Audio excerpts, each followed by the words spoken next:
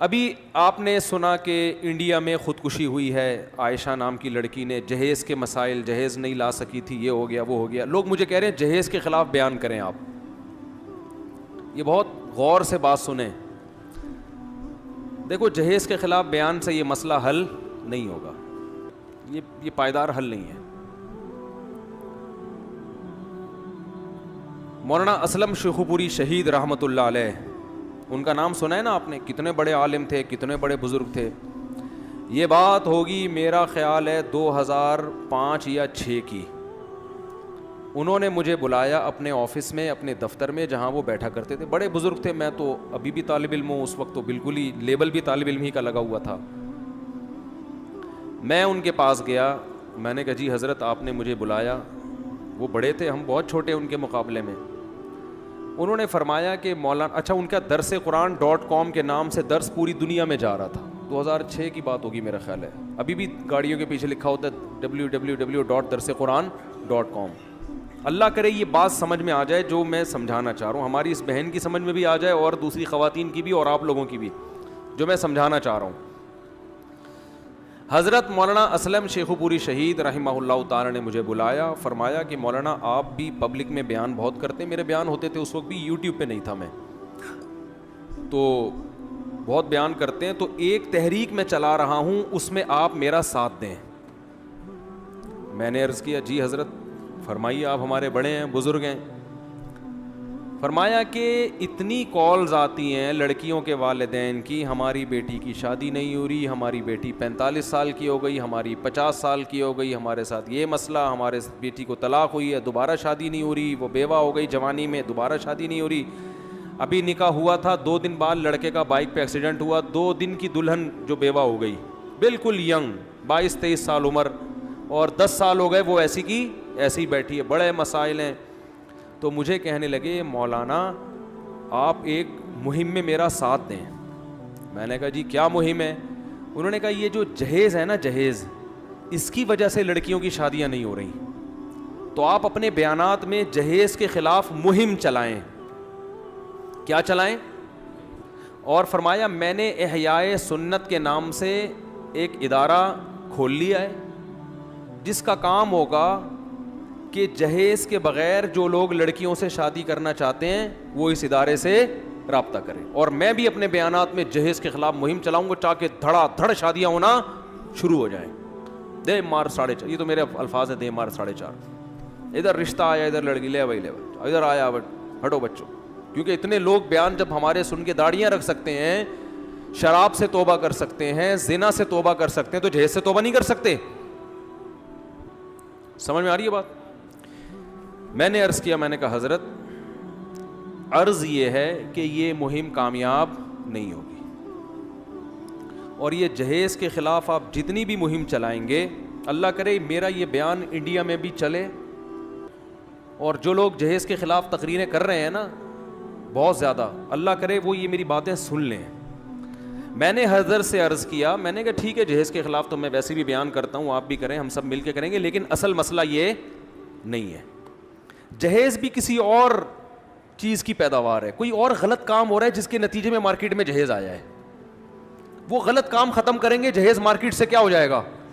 بولو، خود بخود شارٹ ہو جائے گا. دیکھو ایک گٹر کھلا ہوا ہے کسی کے گھر کے باہر، وہاں مچھر آ کے بیٹھتے ہیں، اور گھر والوں کو ملیریا ہو رہا ہے، محلے والوں کو. آپ ملیریا کے پیچھے پڑے ہوئے ہو ہاتھ دھو کے. ملیریا تو ہوتا رہے گا جب تک گٹر کھلا ہوا ہے اور مچھر وہاں پہ پل رہے ہیں. عقل مند آدمی سب سے پہلے گٹر کا ڈھکن لگانے کی کوشش کرے گا، جو کہ کراچی میں نہیں ہے. کراچی میں گٹر پہ ڈھکن، کل میں کہیں بیان کر رہا تھا، لونڈے لپاڑے چھڑے چھاٹ گٹروں کے ڈھکنوں پہ بیٹھ کے ٹائم پاس کیا کرتے تھے. اب گورنمنٹ نے وہ سہولت بھی کیا کر دی ہے، ختم. گٹروں سے ڈھکن ہی غائب ہے، بیٹھیں کہاں پہ، ڈائریکٹ گٹر میں گر جاتے ہیں اگر وہ بیٹھیں گے. تو آوارہ لڑکے پھر موبائل اسنیچنگ میں اور ان چیزوں میں لگے ہوئے. پہلے کم از کم ٹک کے کہیں بیٹھ تو جاتے تھے، کرسیاں ڈال کے تھوڑی بیٹھیں گے یہ آوارہ لڑکے. تو گٹروں کے ڈھکن بھی ان کی بہترین جگہ تھی. اب گورنمنٹ نے کراچی میں گٹروں کے ڈھکن بھی کیا کر دیے، ختم. وہ تو ملیریا اگر پھیل رہا ہے تو بھائی اس پہ پہلے اسپرے کرو نا، جو کچرے کے ڈھیر پڑے ہوئے ہیں جہاں سے مچھر پیدا ہو رہے ہیں.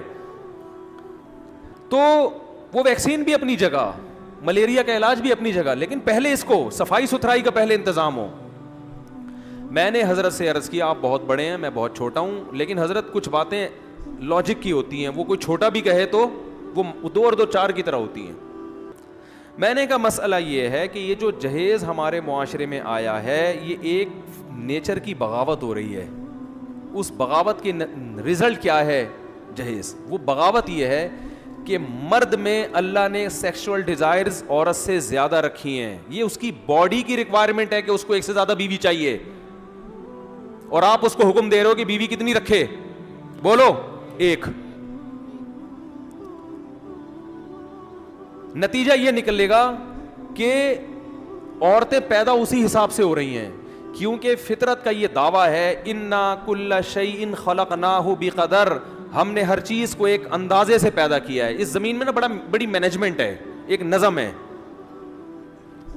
ایک خوبصورت مینجمنٹ کے تحت یہ کائنات کا نظام چل رہا ہے. اسی کے تحت گروتھ ریشو بھی ہوتا ہے. میں نے کہا عورت کا گروتھ ریشو اسی حساب سے ہے جس حساب سے مرد کے دل میں اس کی خواہش ہے. عام طور پہ مرد کی نیچر ہے کہ وہ ایک سے زیادہ عورت کا متلاشی ہوتا ہے. حلال نہیں ہوگا تو طوائف خانوں میں جائے گا, وہ ٹھڑک پوری کرے گا, انٹرنیٹ پر بےہودہ فلمیں دیکھ کے کچھ بھی کر کے کرے گا. وہ میں نہیں کہہ رہا سارے ایسے ہوتے ہیں, لیکن نیچر یہی ہے, یہ میڈیکل سائنس کہتی ہے. اسلام دین فطرت ہے, وہ نیچر کا دوسرا نام ہے. قرآن کہہ رہا ہے فطرت اللہ التی فطر الناس علیہا, یہ وہ فطرت ہے جس پر میں نے لوگوں کو پیدا کیا. قرآن کا یہ دعویٰ ہے کہ اسلام کیا ہے؟ بولو نا, وہ نیچر ہی کا دوسرا نام ہے. تو اسلام دین فطرت ہے, اس نے مرد کو زیادہ بیویاں رکھنے کی صرف اجازت نہیں دی ہے بلکہ ترغیب دی ہے. اس کی سب سے بڑی دلیل ہمارے پیغمبر صلی اللہ علیہ وسلم, لقد کان لکم فی رسول اللہ اسوۃ حسنہ, تمہارے لیے تمہارے نبی کی زندگی میں بہترین نمونہ ہے, ان کو فالو کرنا ہے تم نے. حضرت علی کی جو شہرت ہے وہ زہد فی الدنیا, دنیا سے بے رغبتی. اس میں صحابہ میں حضرت علی سب سے زیادہ بولو مشہور ہیں. دنیا سے بے رغبتی, زہد, اس کو زہد کہتے ہیں, دنیا کی طرف توجہ ہی نہیں. لیکن حضرت علی کی شادیوں کی تعداد ان 3 صحابہ میں سب سے زیادہ ہے. حضرت فاطمہ کے انتقال کے بعد آپ نے ایٹ اے ٹائم 4 بیویاں بھی رکھی, 17-18 باندیاں بھی رکھی, اور آپ کو مزید نکاح بھی چاہتے تھے, لیکن کسی نے کہا کہ آپ ایک زوجہ کو طلاق دے کے مزید شادی کر لیں. فرمایا نہیں, طلاق کو میں پسند نہیں کرتا. اس وجہ سے آپ نے 4 پر قناعت کی کہ بھائی 5 بھی کروں گا تو ایک کو چھوڑنا پڑے گا, اور چھوڑنا اچھا کام نہیں ہے. چلو, یعنی جذبہ اور بھی تھا. تو یہ کیوں؟ کیا معاذ اللہ یہ عیاش لوگ تھے؟ معاذ اللہ, نقل کفر, ہم زیادہ پرہیزگار ہیں. یہ سمجھتے تھے کہ جس عورت کو اللہ نے پیدا کر دیا نا اس کو شوہر چاہیے, ہم نہیں کریں گے, وہ مجبور ہو کے یا تو گھر بیٹھے گی یا کسی نااہل سے شادی کرنے پر مجبور ہوگی. نہیں آ رہی بات؟ وہ کسی نااہل سے جو عورت حضرت علی کی زوجہ بنی, میں کہتا ہوں خدا کی قسم وہ چوتھی بن گئی, وہ کامیاب ہے بنسبت کسی ایسے شخص کی پہلی بیوی بننے سے جو حضرت علی کے مقام کا نہیں ہے. تو جب آپ معاشرے میں 4 شادیوں کو پروموٹ کرتے ہیں تو آپ کی 4 ہو نہیں جاتی, کیونکہ اتنی عورتیں اللہ نے پیدا ہی نہیں کی ہیں, تو 4 ہر آدمی کر ہی نہیں سکتا. اتنا گروتھ ریشو عورت کا تھوڑی ہے کہ ایک کے مقابلے میں 4 پیدا ہو رہی ہیں. جب آپ 4 کی کوشش کریں گے تو نتیجہ یہ نکلے گا کہ عورت کی جو سپلائی ہے اس کے مقابلے میں ڈیمانڈ بڑھ جائے گی. نہیں آ رہی بات؟ ڈیمانڈ بڑھنے کا مطلب یہ ہے کہ عورت کا جو گروتھ ریشو ہے وہ اتنا زیادہ نہیں ہے, لیکن مرد کی خواہش کیا ہوگی کہ میں 4. تو ہر آدمی نکاح کے پیغامات کثرت سے بھیجے گا, جس کی وجہ سے ہر لڑکی کے لیے مردوں کے رشتے ہول سیل کے حساب سے ہوں گے, بھرمار ہوگی. پھر یہ عورت کا کام ہے کہ وہ یہ سیلیکٹ کرے کہ میں نے کس کی چوتھی بننا ہے, کس کی تیسری بننا ہے, کس کی دوسری بننا ہے, کس کی پہلی بننا ہے. وہ بہت سے تیسری چوتھی والوں کو ریجیکٹ کرے گی کہ مجھے مرد وہ چاہیے جو جس کے ساتھ کوئی دوسری بیوی نہ ہو.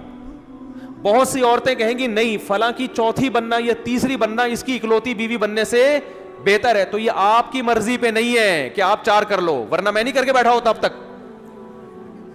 یہ آپ کی مرضی پہ تھوڑی ہے, یہ تو سامنے والی کے مرضی پر ہے کہ وہ آپ کی چوتھی بیوی بننا قبول بھی کرتی ہے کہ نہیں کرتی. وہ کیوں کرے گی قبول بھائی؟ وہ کہے گی جب میرے لیے کنواروں کے رشتے موجود ہیں تو میں چوتھی تو دور کی بات, میں دوسری بننے پر بھی راضی نہیں ہوں. اور اس کو یہ رائٹ ہے وہ نہ بنے. لیکن اگر وہ دوسری پہ آپ پہ آ رہی ہے, اس کا مطلب وہ کسی کنوارے پر آپ کو ترجیح دے رہی ہے, تو اس کا مطلب آپ کے اندر کوئی سرخاب کے پر لگے ہوئے ہیں کہ وہ کنوارے پر کس کو ترجیح دے رہی ہے؟ آپ کو. تو یہ اس کے حقوق بڑھ رہے ہیں, اس کے لیے سلیکشن میں آسانی ہو رہی ہے.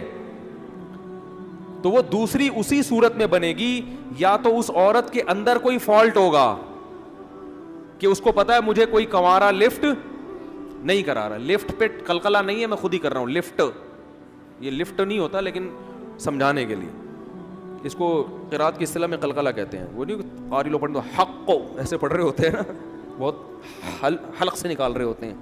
تو اب مسئلہ یہ ہے کہ جس معاشرے میں 2 3 4 شادیوں کا رواج ہوگا تو بہت سے مرد تو کریں گے ہی نہیں, کیونکہ ان کو دوسری کی حاجت نہیں ہوتی. ہر مرد میں تھوڑی قوت اور طاقت ہوتی ہے. وہ کہتے ہیں یار میرے لیے ایک بہت ہے, آرام سے تمیز سے. ایک صاحب سے میں نے کہا آپ دوسری شادی کیوں نہیں کرتے؟ کہتے ہیں یار آرام سے تمیز سے آتے ہیں, گھر میں سو جاتے ہیں, اب خام ہمیں ٹینشن میں ڈال رہے ہو. تو ٹھیک ہے, کوئی زبردست گن پوائنٹ پہ تھوڑی ہے. بعض لوگوں میں وہ سیکشول ڈیزائر زیادہ نہیں ہوتی. وہ کہتے ہیں یار ایک کافی ہے ہمارے لیے, بس سکون زندگی گزر رہی ہے, آرام سے تمیز سے آفس جاؤ, تمیز سے گھر آؤ, سو جاؤ. نہ وہ غلط طرف جاتے ہیں نہ وہ گناہوں کی طرف جاتے ہیں. لیکن ہر مرد ایسا نہیں ہوتا. زیادہ تر مرد ہوتے ہیں کہ جن میں یہ ڈیزائرز عورت سے زیادہ, ان کی خواہش ہوتی ہے کہ ہمیں ایک اور بیوی چاہیے تاکہ ہماری نگاہیں جھکیں. اب عورت تو مرد نہیں ہوتی نا, اس لیے وہ مرد کے جذبات, تھوڑی یہ باتیں عورتوں کو سمجھ میں آئیں گی نہیں. تو آپ آدمی بنو تھوڑے دن کے لیے, پھر آپ کو پتہ چلے گا. خواتین کہتی ہیں پتہ نہیں ممبر پہ بیٹھ کے کیسی باتیں کر رہے ہیں, ہماری سمجھ میں تو نہیں آ رہی. آپ کی سمجھ میں اس لیے نہیں آ رہی کہ آپ آدمی ہو نہیں.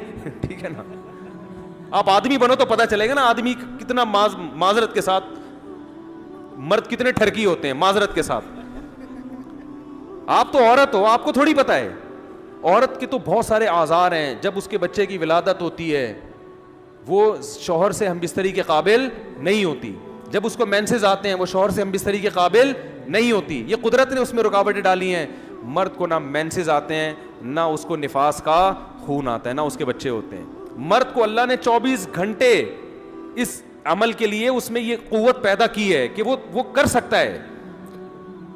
عورت میں اللہ نے آزار لگا دیے اس کو. اب 40 دن اگر عورت کو خون آ رہا ہے, بلڈ آ رہا ہے بچے کی ولادت کے بعد, تو اس میں مرد کا کیا قصور ہے بھائی؟ 40 دن آپ تو ایوائڈ کرو گی اس لیے کہ آپ کو قدرت کی طرف سے ایک بلیڈنگ ہو رہی ہے, بچہ پیدا ہوا ہے, آپ کو قدرت چاہتی ہے اب اس میں مشغول رہو آپ. لیکن مرد کو تو بلیڈنگ نہیں ہو رہی نا, وہ 40 دن کیسے صبر کرے گا؟ اب خواتین کہتی ہیں کیوں صبر نہیں کر سکتا؟ بھائی اگر کر لے تو بہت اچھی بات ہے, نہیں کر سکتا تو یہ تو گاڈ خدا کی طرف سے ہے نا, یہ تو خدا کی طرف سے ہے, یہ اللہ کا بنایا ہوا نظام ہے. دیکھو غیر مسلم وہ نیچر کو نہیں مانتا, وہ باتیں تو کرتا ہے میں نیچر کی بات کرتا ہوں, لیکن مانتا نہیں ہے. اسلام ہے واحد جو نیچر کی بات کرتا ہے, فطرت اللہ. اگر غیر مسلم نیچر کی بات کرتے تو ہومو سیکس کی اجازت دیتے؟ مرد کا مرد سے خواہش پوری کرنا ہی کیا نیچر ہے؟ یہ کیا ہو گیا بھائی؟ مرد عورت کے لیے, عورت مرد کے لیے, یہ ہے نیچر. سارے جانوروں میں ایسا ہی ہوتا ہے. تو انسان کیوں عورت فیمیل کی طرف اور میل کی طرف؟ اس کا مطلب یہ نیچر سے ہٹ گئے ہیں, یہ نیچر پہ چلنے والے لوگ نہیں ہیں. تو جو خود نیچر پہ نہیں چل رہا وہ تمہیں کہاں سے نیچر پہ چلائے گا؟ تو اسلام نیچر کی بات کرتا ہے. اسلام کہتا ہے کہ بسا اوقات مرد کے لیے ایک عورت کافی نہیں ہوتی. میں نے ایک ہندو سے پوچھا, میں نے کہا تم لوگ ساری زندگی ایک بیوی پر قناعت کرتے ہو تو تمہارے دل میں برائی کا خیال نہیں آتا؟ کہتا ہے ہم خیال نہیں, ہم کرتے ہیں برائی. میں نہیں کہہ رہا سارے ہندو, لیکن جس ہندو سے میرا واسطہ اس نے کہا کہ ہم کرتے ہیں. اس نے کہا میں غلط بات نہیں کہوں گا آپ کے سامنے. کہہ رہے ہیں پھر دوسری طرف سے ٹھڑک جا کے پوری کرتے ہیں. بیوی کو یہی ہوتا ہے, ایک بیوی ہے لیکن ٹھڑکیں طوائف خانوں میں جا رہے ہوتے ہیں. میں مانتا ہوں سارے ہندو ایسے نہیں ہوتے, لیکن بہت سے ایسے کر رہے ہوتے ہیں. تو قانون چند ایک کو دیکھ کے نہیں بنایا جاتا, قانون میں میجورٹی کے جذبات کا خیال رکھا جاتا ہے, میجورٹی کو دیکھ کے بنایا جاتا ہے.